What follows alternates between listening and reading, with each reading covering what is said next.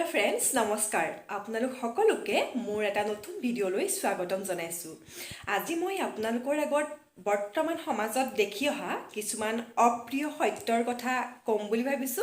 আপোনালোকে মোৰ ভিডিঅটো প্ৰথমৰ পৰা শেষলৈকে সম্পূৰ্ণকৈ নাম্বাৰ 1 মোৰ জোৱাইজন বহুত ভাল মোৰ ছোৱালীৰ কথামতে সকলোবোৰ কৰে মোৰ লৰাটোহে অধ্যপতনে গল বুৱাৰীৰ কথাতহে উদ্বহ নাম্বাৰ 2 যিসকল ব্যক্তিয়ে মানুহক মিঠা মিঠা কথাৰে ভুলাব নাজানে অৰ্থাৎ মৰমৰ ভাষা মৰম দি ক'ব নাজানে সকলো কথা স্পষ্টভাৱে কৈ যায় কোনোবাই ভাল পাওক বা কোনোবাই বেয়া পাওক সেই কথা কেতিয়াও ভাবি নাচায় তেওঁৰ মনেৰে যোনটো শুদ্ধ শুদ্ধ বুলি কয় বা যোনটো অশুদ্ধ অশুদ্ধ বুলি কৈ আহিছে অৰ্থাৎ এক প্ৰকাৰে স্পষ্টভাৱে কথা কোৱা ব্যক্তিসকল মানুহৰ খুবেই অপ্ৰিয় কিন্তু তেওঁলোক ভগৱানৰ খুবেই প্ৰিয় নাম্বাৰ 3 ক'বলৈহে ভাল জীৱনত টকাই সকলো নহয় বুলি কিন্তু জীৱনত টকা নাথাকিলেহে গম পোৱা যায় যে জীৱনটো কিমান নাম্বাৰ 4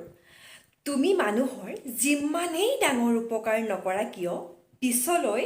তোমাৰ এটি সামান্য ভুল হলে তোমাৰ সেই উপকাৰৰ কথা বিন্দু মাত্ৰ মনত নাৰাখে নাম্বাৰ 5 সত্য আৰু অসত্যৰ যেতিয়া যুঁজ হয় তেতিয়া সত্য অকলশৰীয়া হৈ পৰে আৰু অসত্যৰ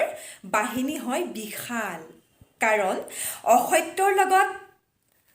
প্ৰবঞ্চক লোভী স্বাৰ্থপৰ আৰু মূৰ্খবোৰ থাকে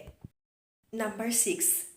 মানুহৰ শৰীৰ আৰু সম্পত্তিক লৈ কেতিয়াও গৌৰৱ কৰিব নালাগে কাৰণ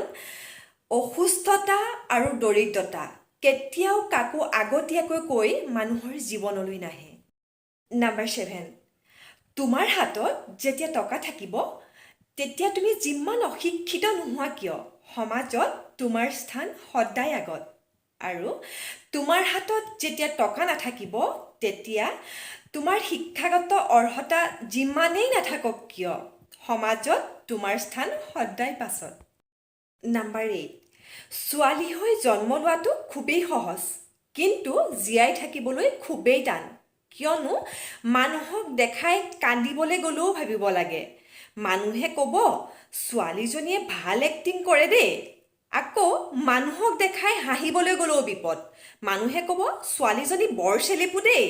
মুঠতে ছোৱালী হৈ জীয়াই থকাটো খুবেই কঠিন নাম্বাৰ 9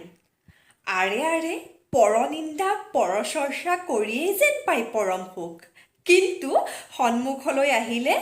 নতশিৰে প্ৰশংসাত হয় পঞ্চমুখ নাম্বাৰ 10 মিছাই নিজৰ আধিপত্য বিস্তাৰৰ যিমানেই চেষ্টা নকৰক কিয় সঁচাৰ শক্তি ইমানেই বেছি যে কোনোবা ৰূপত ওলাই আহি মিছাক বিনাশ যদি ভিডিঅ'টো ভাল লাগিলে অনুগ্ৰহ কৰি চেনেলটো ছাবস্ক্ৰাইব কৰিব আৰু লাইক কমেণ্ট আৰু শ্বেয়াৰ কৰিবলৈ নাপাহৰিব ধন্যবাদ